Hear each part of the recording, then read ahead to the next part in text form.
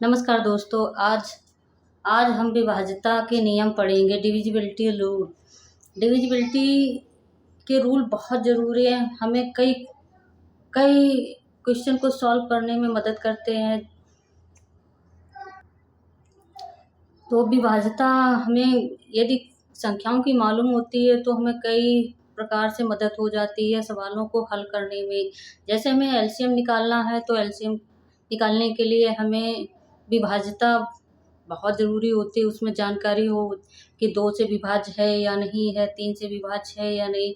ऐसे करके हम यदि गुणनखंड भी करें तो हमें इन सब की बहुत ज़रूरत पड़ती है। तो आज हम सीखेंगे विभाज्यता को। तो आइए सीखते हैं दो की विभाज्यता। दो की विभाज्यता बहुत ज़रूरी है। दो की विभाज्यता यदि हमें मालूम है तो बिना देखे संख्या को सम और विषम बता सकते हैं, और बिना भाग दिए हम विभाज्यता हम ये भी बता सकते हैं कि 2 का भाग जाएगा या नहीं जाएगा। बिना भाग दिए बहुत आसान होता है। तो 2 की विभाज्यता का रूल है कि यदि किसी संख्या के इकाई अंक में 0, 2, 4, 6, 8 आदि अंक हों तो वह 2 से विभाजित होगी, या हम यूँ कहें कि 2 से पूरा पूरा भाग चला जाएगा। जैसे हम कुछ उदाहरण लेके हल करते हैं। जैसे हमने कुछ उदाहरण लिए हैं। हमने पहली संख्या ली है 100। 100 का यदि हम इकाई अंक देखें तो 0 है, अर्थात हमें इसमें बिना देखे बिना भाग किए हमें पता चल जाएगा कि 2 से ये विभाज्य है, क्योंकि रूल ही है कि 0, 2, 4, 6, 8 यदि किसी के इकाई अंक में है तो वह 2 से पूरी पूरी कट जाएगी या विभाज्य हो जाएगी। डिविजिबल है या नहीं है, इससे हमें बहुत आसानी से पता चल जाता है। हमने 102 दूसरी संख्या ली तो इसका इकाई अंक 2 है, जो हमारे रूल के अकॉर्डिंग 2 है। यहाँ हमने देखा कितनी भी बड़ी संख्या हो बिना भाग दे ही हम पता कर सकते हैं कि 2 से ये विभाज्य है, और तो और हम इससे पता कर सकते हैं कि सम है या नहीं। 2 चीज़ इससे फायदा है। और इसमें देखा जाए तो 4 है, और इसमें देखा जाए तो 6 है। तो ये संख्या जिसके अंक में 2, 4, 6, 8 अंक होंगे तो वो 2 से विभाज्य होगी या 2 की विभाज्य है। अगली संख्या हम लेते हैं 3। 3 की विभाज्यता या 3 से विभाज्य। 3 से विभाज्यता देखते हैं तो 3 का रूल है संख्या के अंकों का योग 3 से विभाजित है तो वह संख्या 3 से पूरी पूरी विभाजित हो जाएगी। बिना भाग दिए हम यदि अंकों को जोड़ लें, कुछ संख्याओं के हम उदाहरण लेके देखते हैं तो संख्या के अंक कैसे हैं वो देखते हैं। जैसे हमने पहला उदाहरण ले लिया, एग्जाम्पल है, हमने ले लिया 18। इसके अंक हम यदि जोड़ दें, अंक कितने इसमें हैं? 2 अंक की संख्या है, अंक हैं 1 और 8। इनको जोड़ दें तो कितना हो जाएगा? 1 और 8 को यदि हम जोड़ें तो कितना हो गया? 9। और 9 ऐसा योग है जो 3 के पहाड़े में कहें या 3 से पूरा पूरा भाग चला जाएगा या विभाजित हो जाएगी। 3 से विभाजित हो रहा, अर्थात हमारा जो अगली जो हमारी संख्या होगी वो भी पूरी पूरी 3 से विभाजित होगी। 18 में हमारा 3 का पूरा पूरा भाग चला जाएगा। 3 छंग 18। ये बहुत छोटी संख्या शुरू एग्जाम्पल हम छोटी छोटी संख्याओं से लेंगे, फिर आगे और भी बड़े एग्जाम्पल। जैसे हमने एक और संख्या ले ली 288। ये 3 से विभाज्य है या नहीं? बहुत आसान है, इसके अंकों को जोड़ लेंगे। 8 2 10 और 8 18। 18 हमारे 3 के पहाड़े में आता है और बहुत आसानी से हम भाग दे सकते हैं। अर्थात 288 में हमारा 288 संख्या जो हमारी है इसके अंकों का योग कितना आया? हमारे अंकों का योग आया 18, और 18 हमारे 3 के पहाड़े में आता है, इसलिए ये 3 से विभाज्य होगी। और 3 की बिना देखे और बिना अगली संख्या ले लेते हैं 94,281। ये थोड़ी सी बड़ी संख्या है और इसको भी हम बहुत आसानी से बता सकते हैं ये 3 से विभाज्य है या नहीं। इसके अंकों को हम जोड़ लेते हैं। अंक कितने हैं? 9 4 13, 13 2 15 और 15 8 23 और 23 एक 24 और 24 में 3 का भाग चला जाता है या 3 के पहाड़े में आता है। बहुत आसान होता है, विभाज्यता से हम बहुत आसानी से सवालों को कर।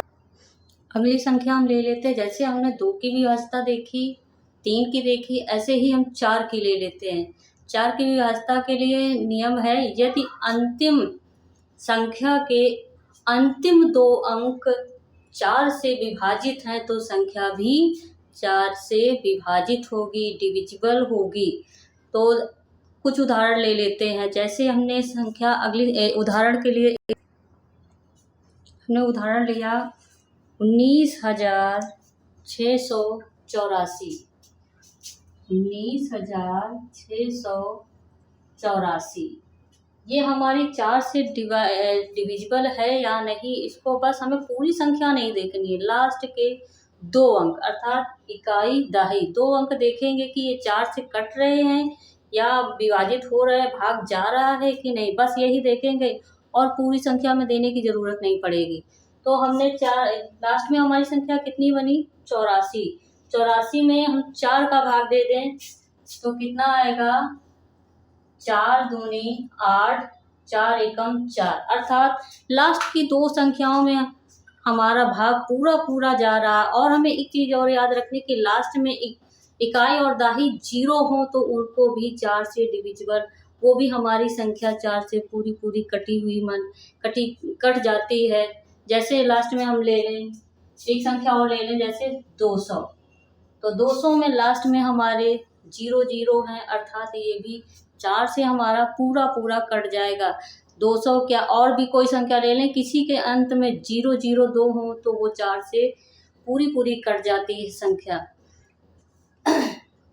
एक और उदाहरण ले लेते हैं। अगला उदाहरण ले लेते हैं। अगला है 960 ले लें। तो हमें आगे वाली संख्या में भाग देने की जरूरत नहीं, ऐसे ज़्यादा से बड़ी 4 अंक की, 5 अंक की, 6 अंक की, 7 अंक, कितनी भी बड़ी संख्या दी है पूरी संख्या में भाग देने की जरूरत नहीं कि 4 की डिविजिबल है या नहीं। हमें सिर्फ लास्ट के 2 अंकों में भाग देने की जरूरत पड़ेगी। यदि उसमें पूरा पूरा कट जाता है तो हमें वो हमारी 4 से पूरी पूरी विभाजित हो जाएगी या 4 से विभाजित होगी। जैसे हमने ले लिया 960, तो हमने इसमें 60 में हम भाग दे दें 4 का तो कितना 4 एकम 4 बचेगा 2, 4 पंचे 20 अर्थात कितना आ गया 15। तो हमारी 4 से ये पूरी पूरी संख्या कट जाएगी। अगली संख्या हम ले लेते हैं 2 की विभाज्यता बता दी, 3 की, 4 की। अगली संख्या होगी हमारी 5 की विभाज्यता, उसको भी बहुत आसानी से हम समझ सकते हैं। अगली संख्या हम लेते हैं 5 की विभाज्यता चेक करते हैं। तो 5 की विभाज्यता भी बहुत आसान है। 5 की विभाज्यता के लिए किसी संख्या के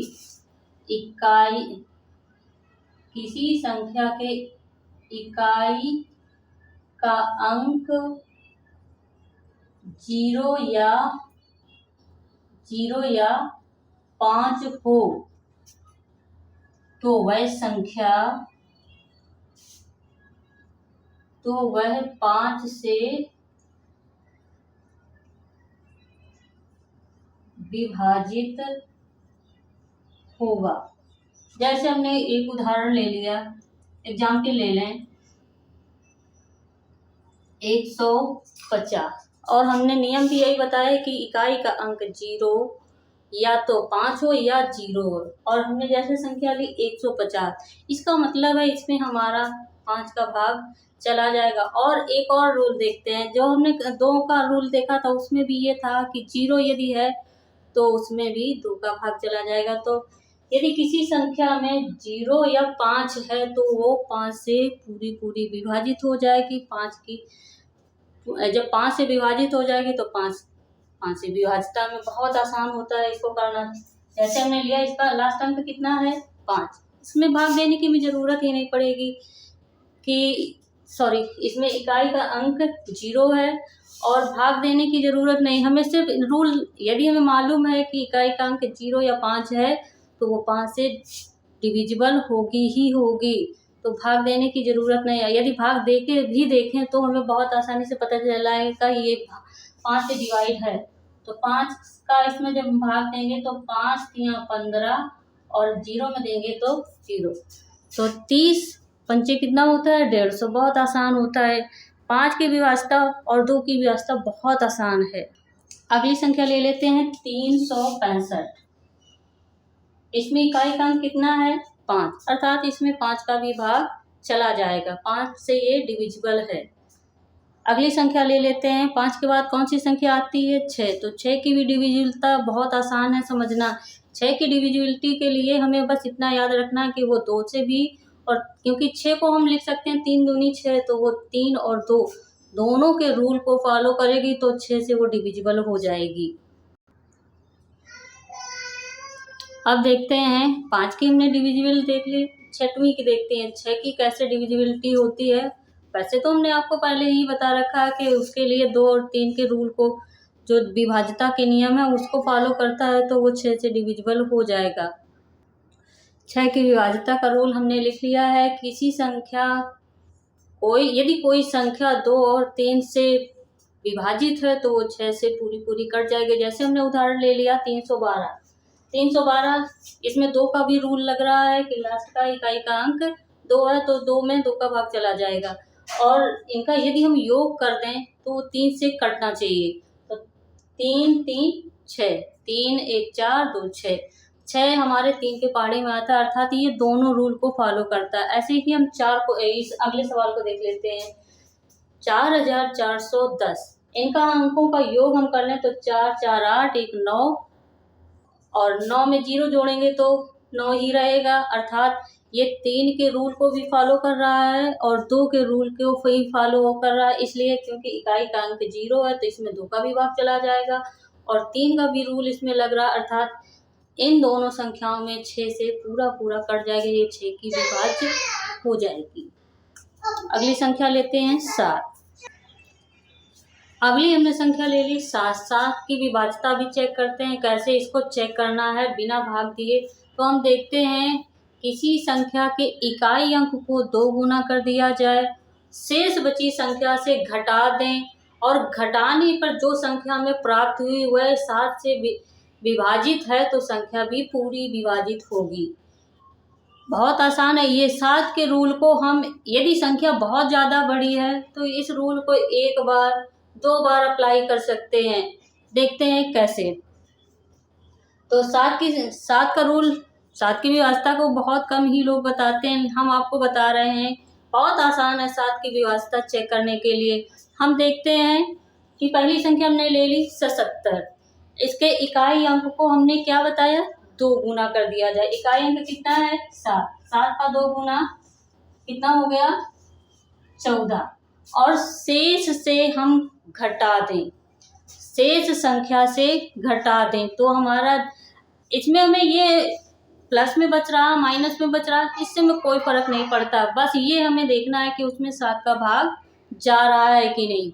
तो हमने इकाई अंक को 2 गुना कर दिया, और इकाई अंक जिसको हमने 2 गुना किया उसको हटा देंगे, शेष संख्या जितनी बचेगी उससे घटा देंगे। तो यहाँ शेष कितना बच गया 7। तो 7 से जब हम 14 घटा देंगे तो हमारा बचेगा माइनस का 7। माइनस से में कोई फर्क नहीं, हमें डिविजिबिलिटी देखनी है सिर्फ। तो हम क्या करेंगे, इसमें हमारा 7 का भाग आसानी से चला जाए। 7 की ही डिविजिबिलिटी देख रहे हैं और 7 ही आ रहा है तो आसानी से पता चल गया कि 7 का भाग 7 में चला जाएगा। तो हमने देखा बहुत आसान। अभी एक और संख्या का करके देखते हैं। जैसे हमने ले लिया, अगली संख्या ली 49। 49 का हमारा इकाई अंक कितना है 9। 9 को 2 गुना कितना हुआ 18। 18 4 से 18 घटा देंगे तो हमारे कितना बचेगा माइनस का 14, और 14 में 7 का भाग चला जाता है, अर्थात हमारी जो 49 संख्या है 7 का भाग चला जाएगा। ये छोटी छोटी संख्याएं थी कि रूल को आसानी से हम समझ सकते हैं। अब हम एक बड़ी सी संख्या ले लेते हैं। अगली संख्या हमने ले ली, अगली संख्या ली 343। इसका इकाई अंक है 3। 3 का डबल कितना हो जाएगा 6। 6 को हम 34 से घटा देंगे। 6 को 34 से घटाया तो कितना आ गया 28, और 28 में 7 का भाग चला जाता है। 7 चौके 28, अर्थात 343 में हमारा 7 का भाग चला जाएगा। अगली संख्या भी ले लेते हैं। अगली संख्या थोड़ी सी बड़ी ली है। इस सवाल में हम 7 का जो रूल है एक बार नहीं 2 बार अप्लाई करके देखेंगे। जब संख्या छोटी हो जाएगी तो हम आसानी से भाग देख लेते हैं या 7 का गुणज है या नहीं है, बहुत आसान। अब बड़ी संख्या में भाग देना थोड़ा सा डिफिकल्ट हो जाता है। अगली संख्या ले ली 11,07,649। इस संख्या को लेते हैं और हल करके देखते हैं। लास्ट का इकाई अंक कितना है 9, 9 का डबल हुआ 18, 18 को शेष संख्या से घटा देंगे तो आ जाएगा 14 से 8 गया 6, 5 से 1 गया 4 और यहाँ हो गया इतना। अभी भी ये बहुत बड़ी संख्या है, इसको भाग देने के लिए बड़ी है। तो एक बार फिर से 7 का रूल दोबारा से अप्लाई कर देते हैं। इसमें इकाई का अंक कितना है यहाँ 6, 6 दूनी 12 से संख्या से घटा देंगे।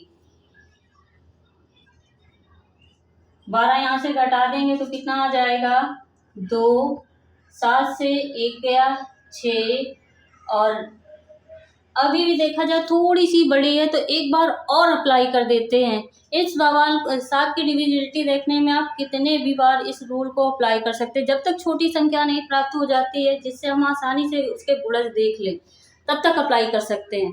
देखते हैं इसमें फिर से अप्लाई करके देख लेते हैं। रूल को फिर से अप्लाई किया तो हमारा कितना आया 1162 में इकाई अंक था 2, 2 को 2 ट्वाइस किया तो कितना हो गया 4 और जो शेष संख्या बचेगी 116 से 4 को घटाया तो हमारा कितना बच गया 112 और 112 में हम आसानी से भाग दे सकते हैं कि 7 का भाग 14 सत्ते 98 और 14 अट्ठे 112 आराम से भाग दे सकते हैं। इतनी बड़ी संख्या को हमने मालूम चल गया कि हमारी 7 की डिविजिबल है। 7 का रूल 1 बार 2 बार 3 बार जब तक छोटी संख्या नहीं हो जाती तब तक अप्लाई कर सकते हैं। अगला है हमारे 8 की विभाज्यता। 8 की विभाज्यता देखते हैं तो किसी भी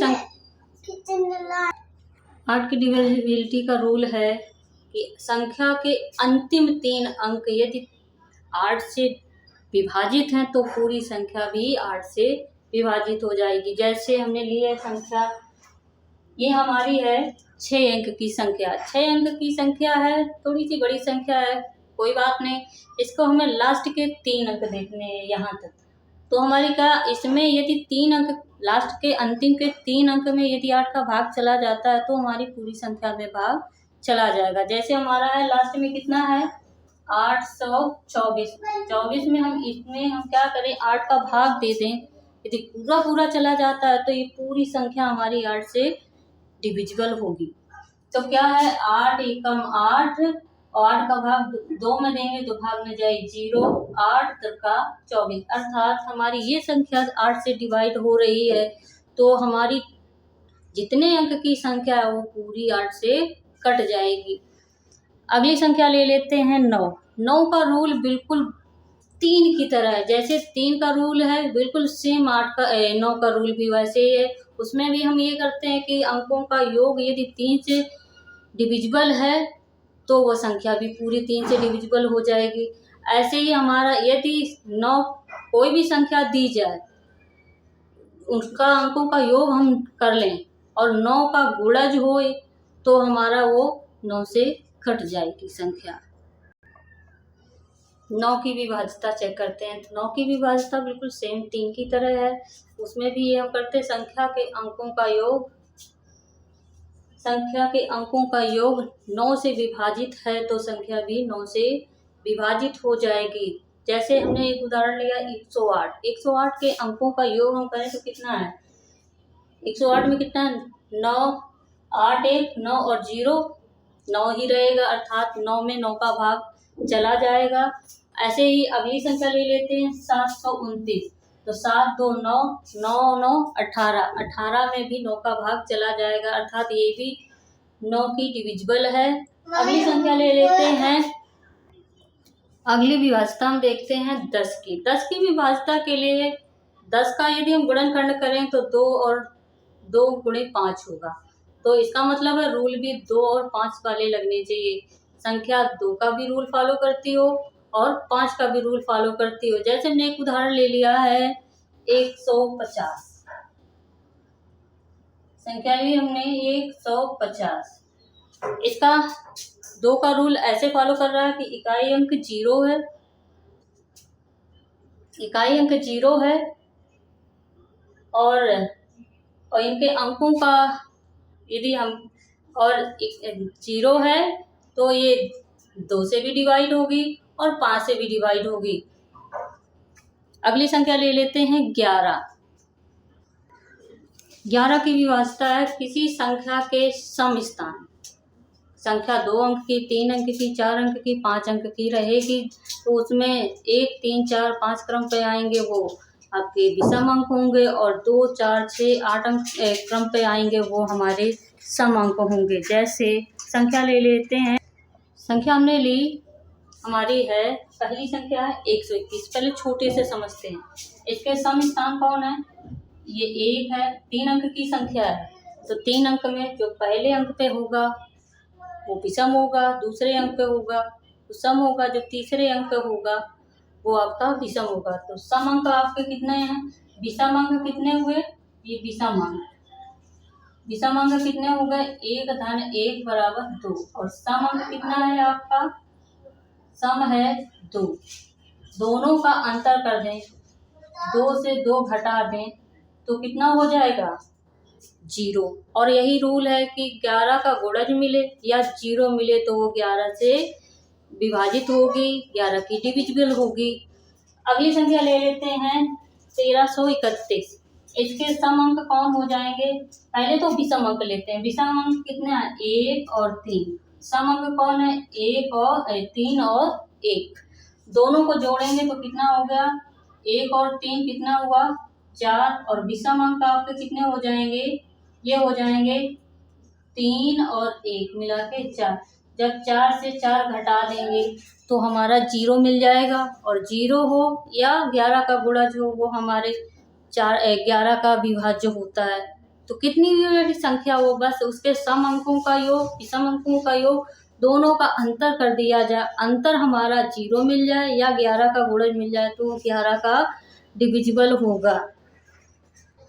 अगली संख्या ले लेते हैं, हमारी है 93, 82, 45। 6 अंकों की संख्या है, इसको भी बहुत आसानी से कर लेते हैं। तो हमारे विषम अंक कितने हैं, 9, 8।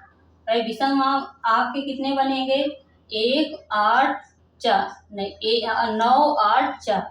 ऐसे हमने कर लिया विषम अंकों का योग। तो और इधर हम कर लेंगे सम अंकों का योग, तो ये कितना हो गया, 9 धन 8 धन 4, टोटल हो गया 9, 8, 17, 4, 21। और इनका टोटल कर लेते 3, 2, 5, 5, 10। 3 धन 2 धन 5 बराबर 10। अब इन दोनों का यदि हम अंतर कर दें, इन दोनों का अंतर करें तो हमें कितना मिलना चाहिए, 11 का गुणज। अंतर किया तो कितना आ गया, 21 से 10 घटाए तो कितने मिल गए, 21 से जब 10 घटाए तो 11 मिल गए। और 11 हमारे 21 से जब 10 घटाया तो 11 मिल गया। अर्थात इतनी बड़ी संख्या को हमें भाग ना देके इसके सम और विषम पदों का योग कर लें। कहने का मतलब है विषम अंतर सम, और इनका जो भी हमें प्राप्त हो जाए या तो 0 मिल जाए या 11 के गुणज, तो हमारा वह संख्या 11 की विभाज्य होगी और हम आसानी से इसको कर भी सकते हैं। अगली संख्या ले लेते हैं 13 की विभाज्यता। कैसे जांच करते हैं उसको भी देख लेते हैं। अगली डिविजिबिलिटी हम ले लेते हैं 13 की। 13 की भी बहुत आसान है। यदि विभाज्यता के नियम आप लोगों को अच्छे लग रहे हैं, समझ में आ रहे हैं, तो आप हमें कमेंट करके ज़रूर बताइए। और हमारा आपको पढ़ाना और किस टॉपिक पे आप हमसे, आप अपने अकॉर्डिंग आप किस टॉपिक पे वीडियो चाहते हैं तो आप हमें कमेंट करके ज़रूर बताएं। और 13 की विभाज्यता भी हम चेक कर लेते हैं, बहुत आसान है। 13 की विभाज्यता के लिए संख्या के अंतिम 3 अंक की संख्या, जो संख्या हमारी कोई भी संख्या ले लें, अंतिम 3 अंक शेष संख्या से घटा दिए जाएं। घटाने पर जो हमारी संख्या प्राप्त हो रही है उसमें यदि 13 का पूरा भाग चला जाता है तो पूरी संख्या 13 की विभाज्य होगी, 13 की डिविजिबल होगी। देख लेते हैं फिर से कि संख्या के अंतिम 3 अंक, दोबारा से इसको समझ लेते हैं कि संख्या, कोई भी हम संख्या ले लें, संख्या के अंतिम 3 अंक, यदि 5 अंक की संख्या है तो अंतिम 3 अंक ले लेंगे, 2 अंक की शेष बच जाएगी संख्या, वही 2 अंक की संख्या को हम इससे 3 अंक से घटा देंगे। घटाने के बाद जितनी भी संख्या में प्राप्त होगी यदि उसमें 13 का भाग दें तो पूरा चला जाए, और जब पूरा चला जाएगा तो पूरी संख्या में 13 का भाग चला जाएगा। देख लेते हैं, जैसे हमने एग्जाम्पल लिया 2197। वैसे पढ़ने का सही तरीका है 2197। चलो इसको भी सॉल्व करके देखते हैं। 2197, लास्ट के 3 अंक हमारे कितने हैं? 197। 197 से संख्या कितनी बच रही है? 2। तो बस इसी 197 से 2 को घटा देंगे। जब 2 को घटाया 197 से, ये वाली संख्या को हमने क्या किया? घटा दिया। घटाया तो कितना प्राप्त हुआ? 195। 195 में यदि हमारा 13 का भाग पूरा चला जाता है तो पूरी संख्या इससे कट जाएगी। क्या है इसमें? हम 13 का भाग दे देते हैं तो 13 एकम 13, बचेगा 6, 13 बचे 65। तो कितना हो गया? अर्थात ये हमारा पूरा कट रहा, अर्थात 2197 हमारा किससे कट जाएगा? इससे 13 से कट जाएगा। अगला सवाल ले लेते हैं। अगला है 15,548। इसमें लास्ट के 3 अंक से संख्या घटा देंगे। लास्ट के 3 अंक कितने हैं? 548। तो 548 से हमने क्या किया? जो शेष संख्या बची, 2 अंक की बची, 2 अंक घटा देंगे। 3 अंक की बचती, 3 अंक घटा देते। 1 अंक की संख्या बचती तो 1 अंक घटा देते हैं। तो कितना हो गया? इससे 15 कम कर देंगे। 15 घटाएंगे तो 8 से 5 गया 3, और 4 से 1 गया 3, और यहाँ हो गया 533। अब इसमें क्या करेंगे? 13 का भाग दे देंगे। तो हमने घटाया, हमारा कितना बचा? 533। 533 में हम किसका भाग दे देंगे? 13 का। तो 13 का जब भाग देंगे तो 13 एकम 13 बचे, नहीं 13 एकम 13 नहीं, 13 चौके 52, बचेगा कितना? 1। तो कितना हो जाएगा? 13 चौके 52 बचेगा 1, 13 एकम 13। ये भी 13 से हमारा जो से 3 अंक से घटाने के बाद जो भी संख्या मिली उसमें 13 का भाग दिया, और 13 का भाग देने पर यदि उसमें पूरा 13 का भाग चला जाता तो पूरी संख्या में 13 का भाग चला जाएगा। यदि आपको हमारा ये वीडियो थोड़ा भी समझ आया, थोड़ी भी मदद करता है तो हमारे इस वीडियो को आप अपने दोस्तों में शेयर ज़रूर करें, और दोस्तों को भी पता चले, वो भी सीखें। और यदि आपको चैनल में और किसी भी प्रकार का वीडियो, किसी और टॉपिक पे वीडियो चाहते हैं तो आप उसको भी कमेंट करके बता सकते हैं। और यदि आपको हमारा वीडियो अच्छा लगा है तो वीडियो को लाइक और चैनल को सब्सक्राइब कीजिए। नमस्कार दोस्तों।